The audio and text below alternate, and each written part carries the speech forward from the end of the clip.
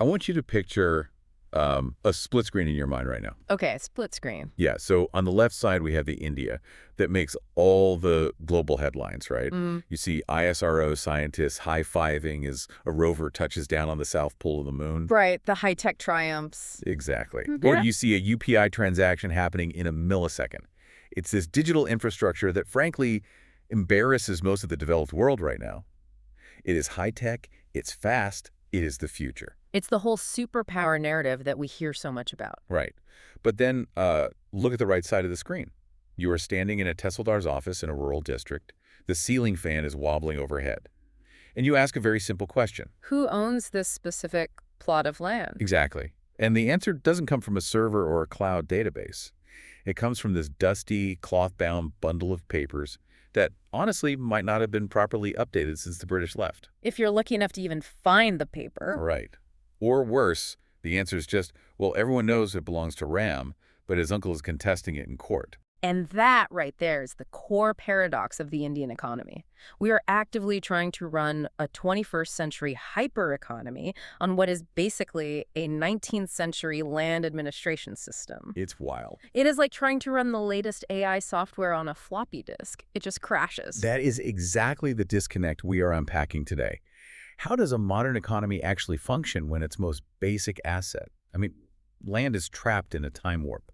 This is our latest deep dive, and we're going to try and solve this puzzle. And it is a puzzle that affects literally everything. You can't build a factory, you can't widen a highway, and honestly, you can't even begin to fix rural poverty until you fix this foundational land issue. Absolutely. Now, before we get into the weeds, and trust me, the weeds are super fascinating today, I really want to give a massive shout out to the Simplified UPSC by PPP community. Yes, our listeners are the best. They really are. We know you guys are listening, and we know land reforms can be one of those topics that feels a bit like eating dry toast. It's dense, it's highly legalistic. But our goal today is to butter that toast. I like that. We're going to make it digestible and maybe even a little spicy. Exactly. We are going to find the actual story underneath all the statutes. Yep. Now, just a humble request up front. If you find value in this deep dive, please subscribe to the channel. It honestly helps us so much in getting this content out to more learners. It really does make a huge difference to the algorithm. It does. And if you are capable, please support us on Patreon. That is what keeps the lights on, it keeps our research team fed, and it allows us to just keep bringing this super useful content to you week after week. A huge, huge thank you to all our current supporters. You guys are the absolute bedrock of this show. 100%. Also, please don't forget to like this video and share your valuable comments. We actually read them, and they help us improve the show. And we have some free resources today, right? Yes, quick resource alert, free notes with practice previous year. Questions, the PYQs, are available right now on our public Telegram channel, so go grab them. But there is a premium option, too. There is. If you want the full experience, and I'm talking about getting access to all the videos of this series at once, plus the premium notes that include incredibly detailed breakdowns, extra PYQs, and organized model mains answers, you need to join the private Telegram library. Highly recommend those model mains answers. Yeah, they are game changers. Just shoot a DM to the public Telegram channel, and we'll get you sorted and into the inner circle. Those model answers really show you how to structure a complex argument for the actual exam. It's not just about knowing the facts, it's about presentation. Exactly. Okay, housekeeping is done. Let's dive in. Today, our primary guide for this deep dive is the book Indian Economy by Sanjeev Verma, and we are specifically zeroing in on Chapter 7. The title of the chapter is Land Reforms, Another Perspective. And that phrase, another perspective, that is the crucial hook of this whole chapter. Right, and we're also layering in some really technical insights from Vivek Singh's Indian Economy, specifically his Chapter 5, just to make sure we have every single economic concept and historical detail totally covered. Because Verma gives us the broad analytical perspective, and Singh gives us the hard structural details. Exactly. And of course, we're going to look at actual UPSC mains questions as we go to see how all this theory actually hits the exam paper.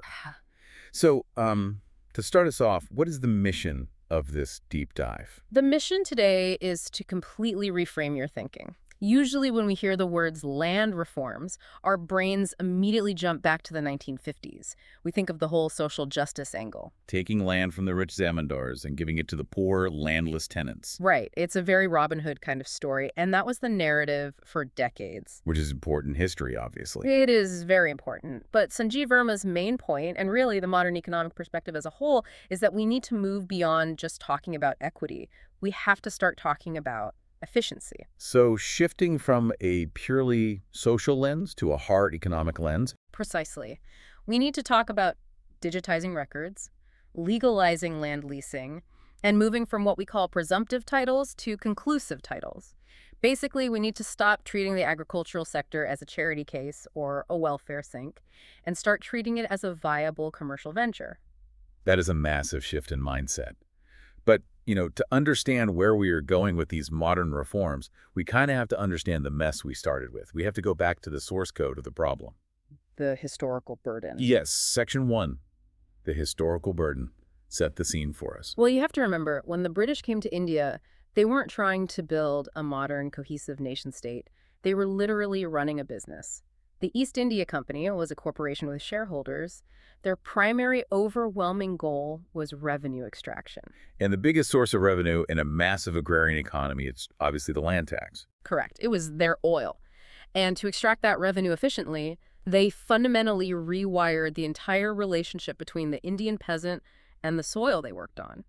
Vivek Singh's book lays out the three main systems they created, which I sometimes call the three sins of colonial land tenure. I definitely remember these names from high school history class. But let's break down the actual economics behind them. The first one was the Zamindari system, right? Right. This was the permanent settlement, which was introduced by Lord Cornwallis back in 1793. It primarily covered Bengal, Bihar, Odisha, and parts of the Madras Presidency. The British basically looked at the sheer size of the country and said, look, we do not want to deal with millions of individual tiny farmers. It would be an administrative nightmare for them. Exactly. Too much paperwork, too many tax collectors needed, so they decided to just outsource the collection. So they found the local strongmen, the existing tax collectors or minor royals, and just gave them a massive upgrade. A huge upgrade. They declared the zamindars to be the absolute owners of the land. And this is a really crucial distinction to understand. Before the British, land rights in India were often very fluid, they were communal or based on long-term usage. The king had the right to the revenue, but he didn't necessarily own the dirt itself. But the British brought in this very rigid, very European concept of private property. Yes, and they just handed that absolute private property right to the tax collectors. So the peasant, the guy who was actually out there plowing the field, whose family might have been farming that exact same spot for 10 generations, suddenly wakes up one morning and he is merely a tenant on his own land. Overnight, just by the stroke of a pen in Calcutta. The zamindar now had to pay a fixed permanent revenue to the British. That was the deal. But anything he collected from the peasants above that fixed amount, he got to keep. Wow, so that is a built-in recipe for extreme exploitation. It was a disaster. The zamindar had absolutely no incentive to improve the land. Why would he bother building an irrigation canal or buying better seeds when he can just squeeze the existing tenant harder for more rent? And the tenant has no incentive to improve the land either because he knows he could be evicted at any moment if he doesn't pay the exorbitant rent. Exactly. It created this massive class of rural parasites, essentially. Economically speaking, they were purely rent seekers. They added no value to the agricultural process. Okay, so that was the East. Then you had the Ryotwari system. Right. Ryotwari was mostly in the South and the West, so the Bombay and Madras presidencies. The word Ryot basically means peasant or cultivator. Here, the British tried a different approach. They said, okay, the zamindars are taking too much of the cut. We will cut out the middleman and settle the tax directly with the farmer. I mean, that sounds better on paper. At least you own your land. On paper, yes. It sounds much more equitable. The peasant was recognized as the owner. But there was a massive catch. The British government set the revenue rates incredibly high. We are talking sometimes 50 or even 60% of the total produce. That is confiscatory. If there's a bad monsoon, you're instantly ruined. Precisely. The riot was constantly on the edge of starvation, constantly in debt just to pay the tax. And who did he go to for those loans? The local moneylender. Exactly. So instead of a zamindar acting as the feudal lord, the moneylender became the de facto master of the village. The land was frequently seized by moneylenders when the peasants defaulted. A different flavor of the same misery. And the third system. Mahalwari. This was implemented in the northwest, places like Punjab and parts of central India. Here, the settlement was with the Mahal, which means the village community or estate as a whole. The village headman, or a group of elders, was responsible for collecting the tax from everyone and handing it over. Okay, so looking across all three of these systems, Zamindari, Ryotwari, Mahalwari, what was the underlying common thread that ruined the agricultural economy? The massive disconnect between ownership and operation. The British only recorded rights for the purpose of revenue collection. They literally only cared about knowing who owed the money. They did not care at all about recording the rights of the actual cultivators, the sharecroppers, the laborers who were sweating in the fields.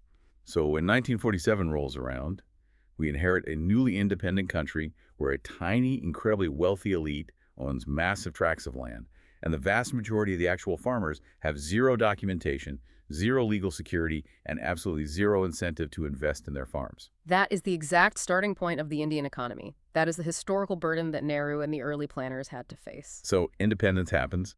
The new government looks at this totally broken feudal landscape and says, okay, we have to fix this immediately if we want to survive as a democracy. This leads us to Section 2, the first wave of reforms. This is the classic post-independence textbook era of land reform. Right, and the Planning Commission at the time laid out 4 distinct pillars of land reform. If you are writing a UPSC mains answer on the historical aspect, these are basically your 4 main headings. Let's go through them systematically. Pillar 1. Abolition of intermediaries. This was the direct legislative attack on the Zamindari system. And honestly, looking back, this was probably the biggest and most clear-cut success story of that entire era. They just passed laws and legislated these massive landlords out of existence? Pretty much. State governments passed Zamindari abolition acts. The state effectively took over the superior rights of the zamindars, paid them some compensation, which was often quite low, and established a direct relationship with the tenants. Do we have numbers on how many people that affected? It is estimated that about 2 crore tenants, that's 20 million families, were brought into direct contact with the state. They effectively became the legal owners of the land they had been tilling. That is a staggering transfer of wealth and social status. It basically destroyed the old feudal hierarchy across huge swathes of North India. It did. It was a political earthquake. But then we moved to Pillar 2, which is tenancy reforms. And this is where the story gets really complicated and, frankly, quite tragic. Okay, so the goal of Pillar 2 was to protect the tenants who were still renting land in areas where Zamindari wasn't the main issue, right? Yes. The new tenancy laws were designed to do 3 specific things. First, regulate rent. The law said you can't demand 75% of the crop anymore. Rent should be capped at, say, 20 to 25%. Makes sense. Second, provide security of tenure, meaning a landlord cannot just arbitrarily kick a tenant off the land without a very specific, valid legal reason. And third, eventually confer ownership rights to tenants who had been farming the same plot for a long, continuous period. I mean, that all sounds incredibly noble and necessary. Why do you call it tragic? Because of the law of unintended consequences.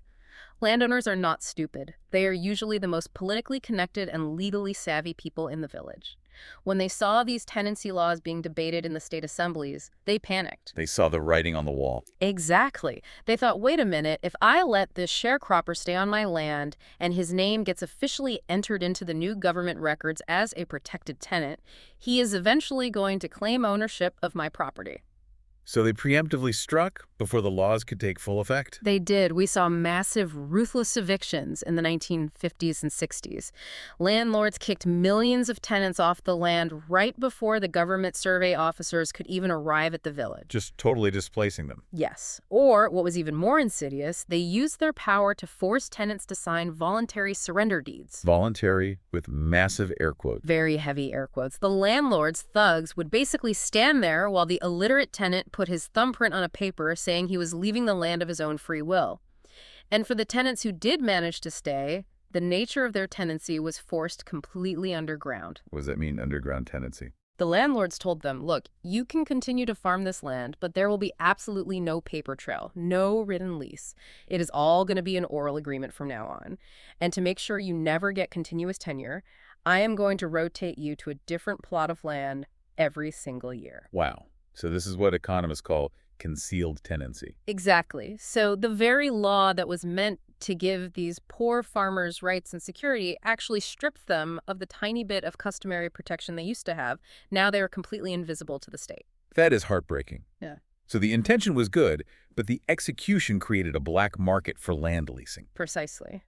Which brings us to Pillar 3, ceilings on land holdings. The core idea here was equity. There should be a maximum statutory limit, a ceiling on how much agricultural land one single family can own. Right, because land is a finite resource. Exactly. So if the state sets the ceiling at, say, 15 acres of irrigated land and a rich family owns 50 acres, the government legally acquires the surplus 35 acres and then distributes it to the landless Dalits and marginalized farmers in the village. I can only imagine the political elite did not love this policy. They hated it with a passion, and you have to remember who made up the state legislatures at this time. Many of the politicians voting on these laws were themselves massive landowners, so they built massive gaping loopholes right into the legislation. Give me an example of a loophole. Oh, they were incredibly creative. They put in exemptions for plantations or orchards. So a landlord with a massive green farm would suddenly plant a few rows of mango trees along the edge and declare to the inspector, look, this isn't a farm, it's an orchard. Exempt me from the ceiling. You've got to be kidding me. Or they created exemptions for land run by sugar factories. But the most common method of evasion was the infamous Benami transaction. Right, benami. We hear that term a lot in Indian economics. Benami literally translates to without name, or essentially using a proxy. The landlord would take his surplus land and legally transfer the title to his driver, his cook, his distant relatives, or in some cases completely fictitious people, or even his pets. Wait, his pets? Yes, there are documented cases where land was registered in the name of a dog. The landlord retains total physical control. He takes all the harvest, but on paper, his official holding is magically below the 15-acre ceiling. So because of all this evasion, the ceilings policy was largely a failure. Largely, yes, except in a few states with very strong political mobilization, like West Bengal with their Operation Barga, or in Kerala and Jammu and Kashmir. In most of the country, the state captured a tiny fraction of the surplus land they had projected. Okay, so that leaves Pillar 4, consolidation of holdings. Right. This pillar was purely about agricultural efficiency.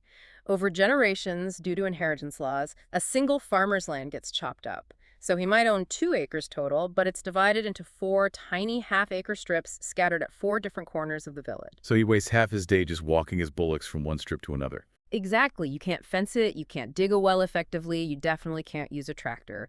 Consolidation is a government program to mathematically swap all those scattered plots around so that every farmer gets one compact block of land equivalent to their total acreage. This was a big success in the Northwest, right? Yes, in Punjab, Haryana, and Western UP, it worked incredibly well.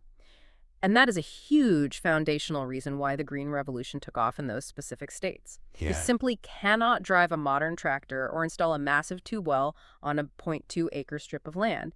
You need a consolidated block to make technology viable. But it failed elsewhere. In most other states, it bogged down in massive corruption and bureaucracy.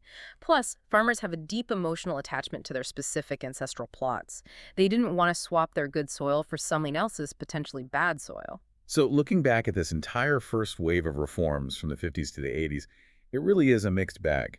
Intermediaries like Zamindars are gone, which is a massive win. But tenancy laws drove poor farmers underground, ceilings were dodged by the rich, and consolidation only worked in a few pockets. And this historical summary connects perfectly to a classic UPSC exam question. If you look at GS Main's 2013, question 8, it asks, establish the relationship between land reforms, agriculture productivity, and elimination of poverty. That is a great analytical question. Let's break that down for the listeners. How do you clearly connect those 3 dots in an exam setting? You have to trace the cause and effect. Think about it. Where land reforms actually worked, like in West Bengal, where they actively registered sharecroppers and gave them security productivity went up. Why? Because when a farmer feels legally secure, when he knows he won't be evicted next season, his psychology changes. He starts investing. Right. He finally has a reason to care about the long term. Exactly. He buys better, more expensive fertilizer. He takes a loan to dig a well. Asset ownership directly leads to capital investment. And that investment naturally leads to higher agricultural productivity. And then higher productivity leads to higher surplus income for the family, which directly leads to poverty reduction. It is this beautiful, virtuous cycle. But you have to show the contrast. Where reforms failed, like in Bihar or Eastern UP, the exact opposite happened. The low-growth cycle continued.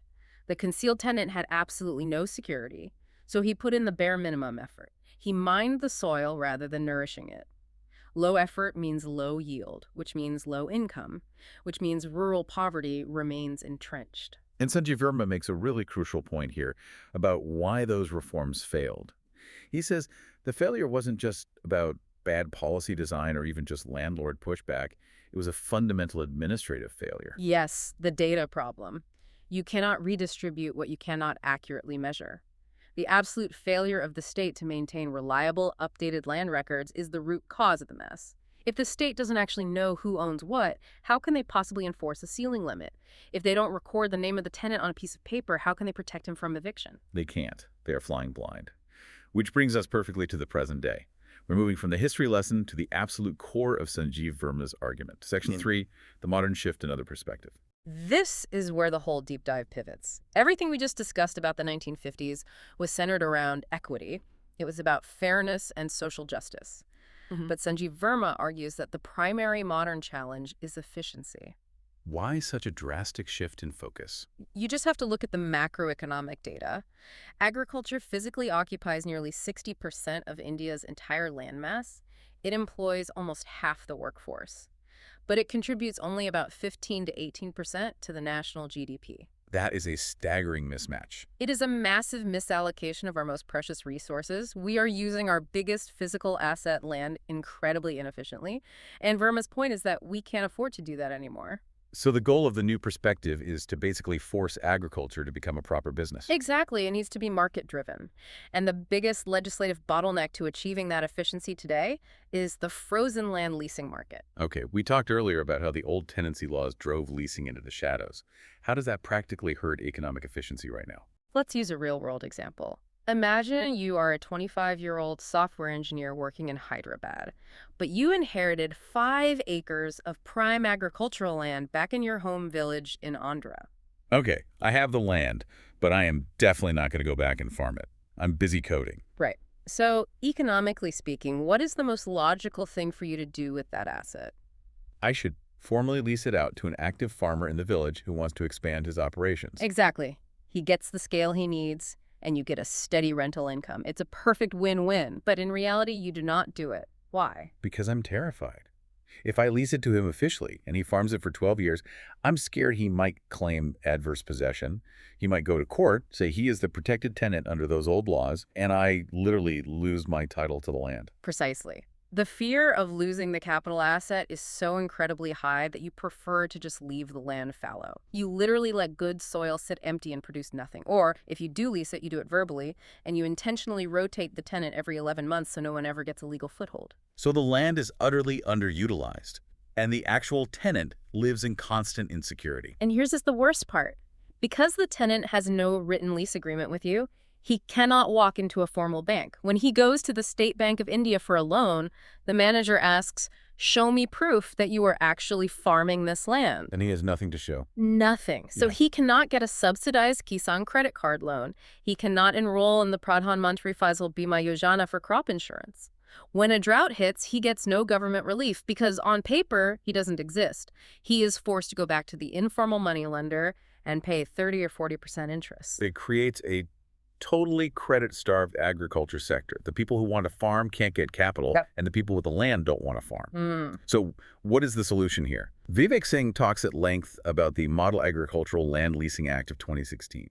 Yes, this is a highly progressive piece of model legislation drafted by Ani Ayog. It is designed specifically to break this exact deadlock. The core philosophical promise is simple. It fully legalizes land leasing for agriculture and explicitly separates ownership rights from operational rights. How does it reassure our anxious software engineer in Hyderabad? The Act explicitly states in black and white that leasing out land, no matter for how long, does not and will never create occupancy rights for the tenant. The owner's title remains absolute. You can lease your farm for 10 years, and at the end of that contract, you are legally guaranteed to get it back. Okay, so the owner's fear is neutralized. What does it do for the tenant who actually needs the help? It brings them out of the shadows. It creates a formal, legally recognized framework. You and the tenant sign a written contract. The tenant can then take that official piece of paper to the bank. It serves as a totally valid document for accessing formal credit, getting crop insurance, and claiming disaster relief. It essentially legitimizes the concept of the active farmer, even if that person isn't the legal landowner. Precisely. And this ties directly into a question from GS3 2018. Should contract farming and land leasing be promoted in agriculture? And based on this modern perspective, the answer is a resounding yes. Absolutely, yes. It is the only way to promote economies of scale. If a small, marginal farmer with just 1 acre can legally and securely lease 4 more acres from his neighbors who have migrated to the city, he suddenly operates a 5-acre farm. And that changes the math completely. It changes everything. Now it finally makes financial sense for him to rent a modern tractor. Now it makes sense to install a micro-irrigation system. Advanced agricultural technology only becomes economically viable when you hit a certain scale. So legal leasing isn't about exploiting the poor. It's actually a vital tool for technological modernization. If it is regulated correctly, absolutely. And here is the massive catch that brings everything crashing down. You cannot have a secure, functional leasing market if nobody's actually sure who owns the land in the first place. Which brings us to the most technical, but honestly the most critical part of Sanjeev Verma's entire chapter. Section 4, the title conundrum. Yes, this is the distinction between presumptive titling and conclusive titling. And I think this is going to blow some minds because I think most of our listeners assume that if they buy a house, get a registry deed, and pay stamp duty, they definitively own that property. That is what I call the great Indian real estate illusion. Right now, the entirety of India operates under a presumptive title system, which is based on the Registration Act of 1908. Okay, let's unpack that slowly. When I go to the sub-registrar's office, hand over the money, and register my deed, what am I actually doing in the eyes of the law? You are merely registering the transaction itself. You are registering the specific deed of sale between person A and person B.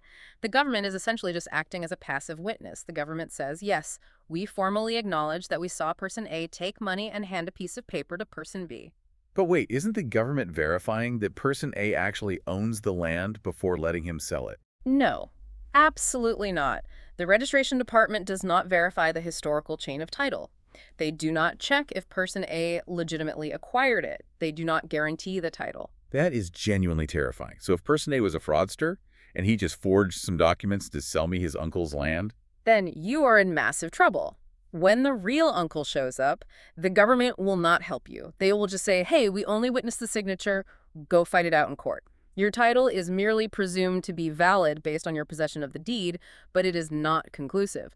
Anyone with a better historical claim can challenge it at any time. And that right there is why our lower courts are completely drowning in cases, isn't it? Oh, it's the primary cause. Some credible estimates say that up to 66% of all civil litigation pending in India is directly related to land and property disputes. It completely clogs the entire judicial system. A single land dispute can drag on through the courts for 20 or 30 years easily. So if presumptive titling is the nightmare, what is the holy grail we are trying to reach? Yeah. What exactly is conclusive titling? Conclusive titling is often referred to globally as the Torrens system, named after Sir Robert Torrens, an Australian who invented it in the 1850s.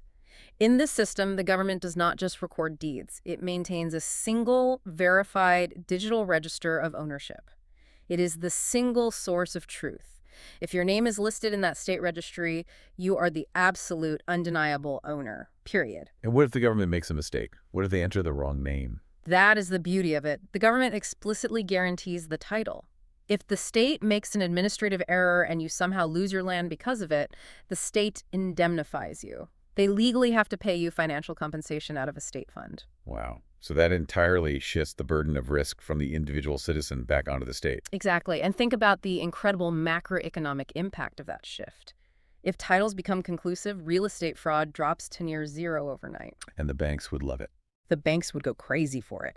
Right now, banks charge higher interest rates because lending against Indian real estate is risky. If the title is conclusive and guaranteed by the state, the collateral becomes essentially risk-free. It would instantly unlock trillions of rupees in formal credit for small businesses and farmers.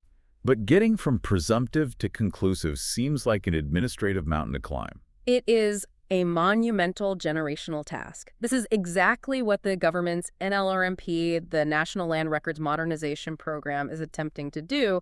But you have to understand, you cannot just take the old, disputed paper records and type them into an Excel sheet. Right, if you digitize a mess, you just get a faster digital mess. Exactly. Garbage in, garbage out. You have to physically survey the land, verify the ground reality, resolve the millions of pending disputes, update the mutations, and only then can you legally lock it in as a conclusive title. It's like trying to untangle a massive ball of wool that's been knotted up for 200 years.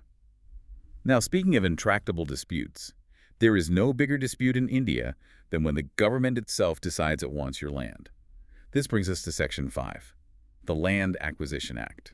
This is the absolute flashpoint of Indian industrialization. For over a century, right up until 2013, the Indian state operated under the British-era 1894 Land Acquisition Act. That was basically the ultimate eminent domain law. It was incredibly draconian. The government could basically point to any piece of agricultural land on a map and say, we are taking this for a public purpose. And how did they define public purpose? However they wanted. Building a hospital. Public purpose. Giving it to a private corporation to build a luxury car factory, also defined as a public purpose. And the compensation they paid to the farmers was usually peanuts. It was based on heavily outdated government circle rates that were entirely divorced from the actual market value of the land. And this arrogant approach is exactly what led to massive agrarian revolts. I mean, this is the context for Singher and Nandigram in West Bengal. Yes. Farmers weren't just losing their ancestral soil, they were losing their entire livelihood, their community, and they were getting a tiny check in return that ran out in a year. The social and political backlash became totally unmanageable for the state. So to fix this crisis, in 2013, the UPA government brought in the LRR Act. Let me get the full name right. The Right to Fair Compensation and Transparency in Land Acquisition, Rehabilitation, and Resettlement Act. Even the name itself sounds like a massive legislative apology for the sins of the past. It really does. It was a complete paradigm shift toward a rights-based approach. Let's look at the key features using Vivek Singh's analysis. The first really big change was the introduction of mandatory consent. Right. Under the 1894 law, the farmer's consent did not matter at all. The state just ordered you off. Under the 2013 Act, if the government is acquiring land for a public-private partnership, a PPP project, they legally require the prior consent of 70% of the affected families. If it's for a purely private industrial project, that threshold jumps to 80%. That effectively gives the local village community a veto power over mega projects. It does. The second major feature is the SIA, or Social Impact Assessment. This was a huge conceptual leap. Before, the government only cared about compensating the guy whose name was on the title deed. But what about the landless agricultural laborers who worked on that farm? What about the village artisans who depend on that local economy? They got nothing before. Exactly. The SIA forces the government to conduct a comprehensive study on exactly how many people will be displaced and whether the proposed project actually serves a genuine public purpose that outweighs that massive social cost. And what about the actual money? Did the compensation improve? Drastically. The compensation is now statutory and highly prescribed. In rural areas, the government must pay up to 4 times the recognized market value of the land. In urban areas, it is 2 times the market value. 4 times is a massive multiplier. It is explicitly meant to be a solatium, basically, a premium paid to compensate for the extreme psychological distress of a forced sale. And finally, the law mandates strict rehabilitation and resettlement, or R&R. So it's not just a cash transaction anymore. No, you cannot just write a check and abandon them. The state has to provide alternative housing, guaranteed employment for one family member, and a subsistence allowance to help the displaced families transition to a new life. Now, if you are a farmer, this sounds like a dream compared to the old law. But I recall very clearly that the Indian industry was definitely not popping champagne corks when this passed. Oh, the corporate sector was pulling their hair out in frustration. And this tension connects directly to a past question, GS3 2014. What are the key issues which would get addressed with the act in place? Well, it clearly addressed the forcible nature of the acquisition and the historically paltry compensation. Yes, it solved the human rights issue. But critics, and Sanjeev Verma discusses this economic friction at length, argue that the pendulum swung way too far in the other direction. The new process is just incredibly, paralyzingly slow. Because of all the new checks and balances. Right. By the time you conduct the social impact assessment, hold the mandatory public hearings, gather the 80% consent, and navigate the inevitable court challenges, it can easily take 4 to 5 years just to acquire the land for a single factory. And time is money. Exactly. And the mandatory 4 times multiplier makes Indian industrial land some of the most expensive in the entire developing world, especially relative to our per capita income. So it basically makes large infrastructure projects financially unviable. I mean, if you're planning a highway that costs 100 crores and suddenly 80 crores of that budget is eaten up just by land acquisition, the project dies on the drawing board. That is the exact dilemma. We went from a system that was easy but totally unjust to a system that is highly just but practically impossible to execute. So, if the government can't afford to acquire land, is there a middle path? This leads us to Section 6, Innovative Solutions. How are progressive state governments actually getting around this massive roadblock? Well, necessity is the mother of invention. States like Gujarat and Andhra Pradesh realized they simply could not wait 5 years to build infrastructure. So they popularized a concept called land pooling. We hear this term thrown around a lot with new cities like Amaravati or Dholara in Gujarat. How is pooling fundamentally different from acquisition? In traditional land acquisition, the government buys you out, hands you a check, and you are gone. Your relationship with the land is severed. In land pooling, you do not sell your land. You become an equity partner in the city's development. Okay, walk me through how that works practically for a farmer. The government goes to a group of villagers and says, hey, you currently own these awkward, irregular agricultural plots. They have no proper access roads, no sewage lines, no electricity grids. We want you to voluntarily pool all your land together into one massive contiguous chunk and hand it over to the development authority. And why on earth would the farmers agree to give up their land for free? Because of what they get back. The government takes that massive chunk and develops it. They lay down wide roads, they install water mains, power grids, parks, and commercial zoning. Then they give a specific percentage, say 60% of that newly developed land right back to the original owners, exactly proportional to what they contributed. But wait, the farmer mathematically gets back a smaller physical area of land than he originally gave. In pure acreage, yes. He might give 10 acres and only get back 6. But in terms of sheer financial value, it is a massive jackpot. Because it's urbanized now. Exactly. A 6-acre, fully developed, commercially zoned plot with road access in the middle of a new smart city is worth 10 or 20 times more than a 10-acre raw agricultural field that floods every monsoon. That is brilliant. So the farmer actually gets an appreciating financial asset. He directly benefits from the urbanization process instead of just being a displaced victim of it. Exactly. It creates a powerful stakeholder mindset. The farmers want the project to succeed because their wealth is tied to it. And the best part for the government, because it is entirely voluntary, you totally bypass the complex social impact assessments and the endless delays of the LARR Act. It is infinitely faster and cheaper for the state up front. It really is a win-win. And speaking of modern, innovative solutions, we absolutely have to talk about the role of technology. We mentioned the nightmare of digitization earlier, but there's one specific scheme that is changing the game. SVAMITVA. Yes, SVAMITVA. The acronyms in Indian policymaking are always elite. It stands for Survey of Villages and Mapping with Improvised Technology in Village Areas. That is quite a mouthful. What does it actually do on the ground? Drones. It is entirely about using high-resolution drones to map the Abadi areas of Indian villages. Now, Abadi specifically refers to the dense residential core of the village, right? Not the farming fields. Yes, the residential settlement. See, agricultural land usually has some kind of historical paper trail, even if it's flawed because it was taxed. But the actual houses inside the village, that area is an administrative black hole. People have just lived in these ancestral homes for centuries. There are absolutely no property papers. So they own the house conventionally, but they can't prove it legally. Right. And SVAMITVA aims to fix this by flying drones over every village in India, mapping these residential properties with absolute centimeter-level accuracy, and then issuing official, legally valid property cards to the villagers. Why does a property card matter so much? I mean, they already have a roof over their heads. Because it fundamentally turns dead capital into live capital. This is Hernando de Soto's classic economic theory. Before this card, your village house was purely a physical shelter. You couldn't sell it easily, and you definitely couldn't mortgage it. Because no bank will accept a house as collateral if you don't have a title deed. Exactly. But now, with a government-issued property card, that house is suddenly a formal, liquid financial asset. You can take that card to the bank, get a formal loan against the value of your house, and use that capital to buy a tractor, start a small rural business, or send your kid to an engineering college.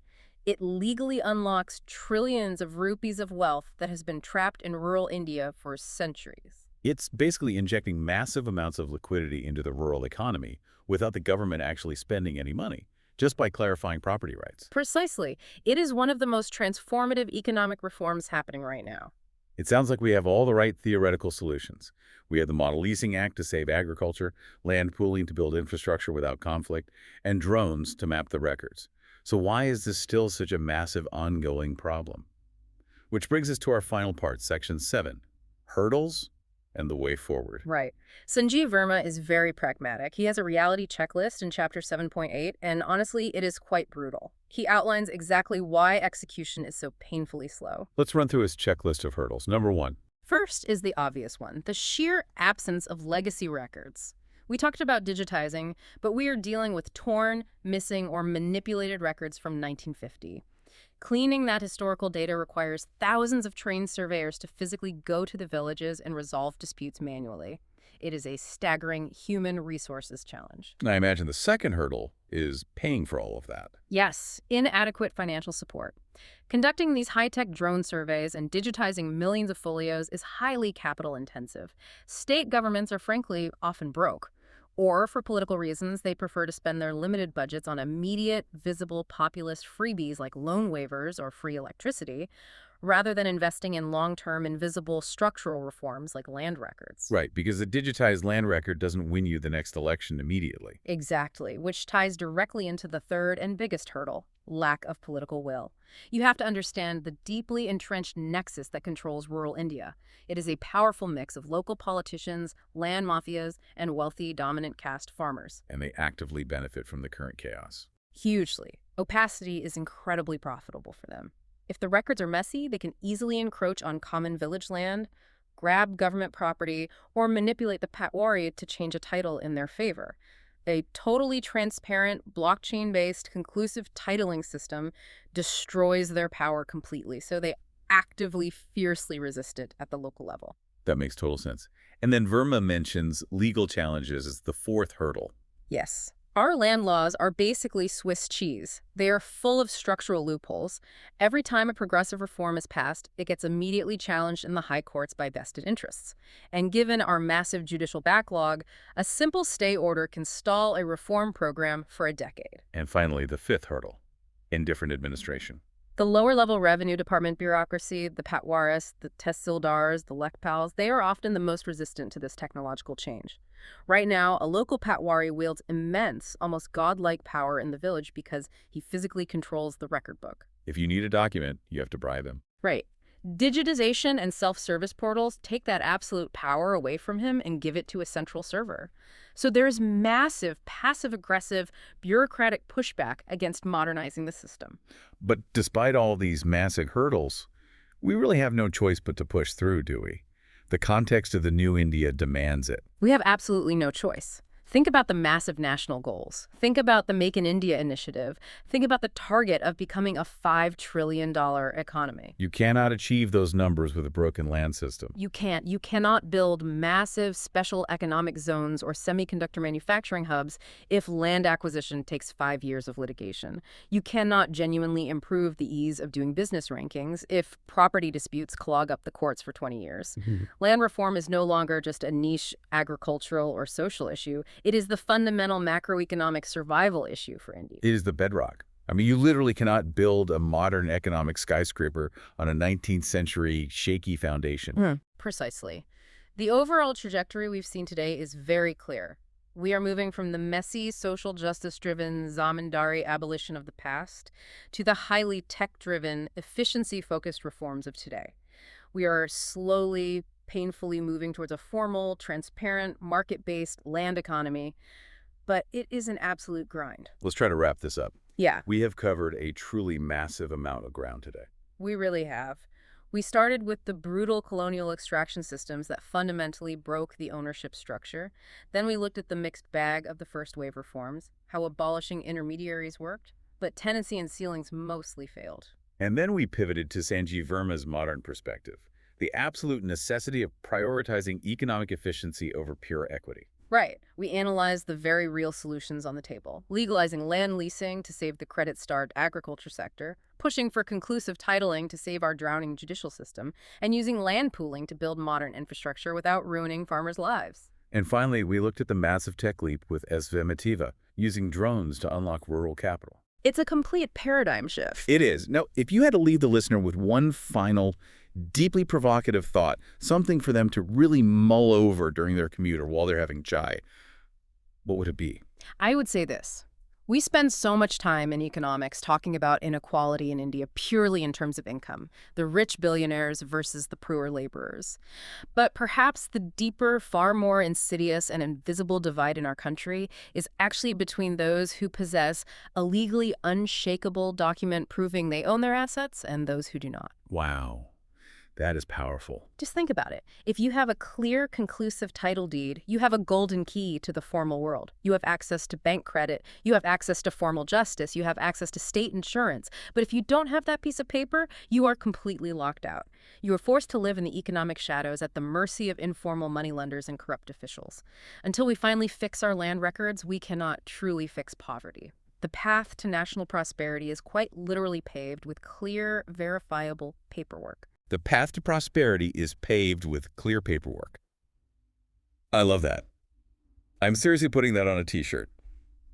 Well, that is it for this extremely comprehensive deep dive on land reforms. I really hope we made Sanjeev Verma's Another Perspective crystal clear for everyone. To our listeners, you guys are absolutely the best.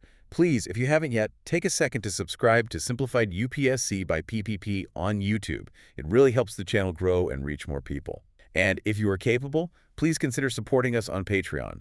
It is what keeps the lights on and the high-quality content flowing. Huge, huge shout out to everyone who is already supporting us. Yes, you guys make all of this research possible. Thank you. Don't forget to grab the free notes and PYQs on our public Telegram channel.